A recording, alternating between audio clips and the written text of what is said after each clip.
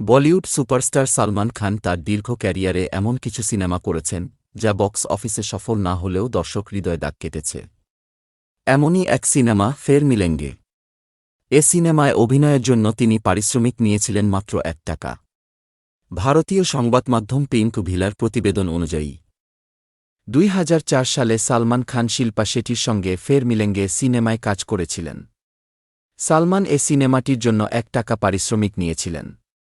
এতে সালমান এইচআইভি/এইডস আক্রান্ত একজন রোগীর চরিত্রে অভিনয় করেছিলেন। সম্প্রতি ফের মিলেঙ্গে সিনেমার প্রযোজক শৈলেন্দ্র সিং তার ইনস্টাগ্রাম হ্যান্ডেলে একটি ভিডিও পোস্ট করেছেন। ভিডিওতে তিনি জানান কিভাবে সালমান প্রায় বিনামূল্যেই এইচআইভি/এইডস নিয়ে সিনেমা করেছিলেন, যখন বলিউডের কেউই এ সিনেমায় কাজ করতে রাজি হয়নি। ভিডিওতে শৈলেন্দ্রকে বলতে শোনা যায়, সালমান খান সিনেমাটির জন্য ৳1 চার্জ করেছিলেন। এর ক্লাইম্যাক্সে তিনি আসলে মারা যান। তিনি বলেন, আমাদের পুরো ভারতের, বিশেষ করে যুবকদের জন্য এইডস বিষয়ে সচেতনতা তৈরি করতেই তিনি এই ছবিটি করেছিলেন। তবে আমি শেষ পর্যন্ত বুঝতে পেরেছিলাম যে সিনেমা সমাজের আয়না। তিনি যোগ করেন, যখন পুরো বলিউড ইন্ডাস্ট্রি না বলেছে। সেদিনই আমি সালমান খানকে ফোন করেছিলাম। এইচআইভিতে আক্রান্ত হয়ে ক্লাইম্যাক্সে সালমানের মৃত্যু। স্পষ্টতই তার ভক্তরা খুশি ছিলেন না।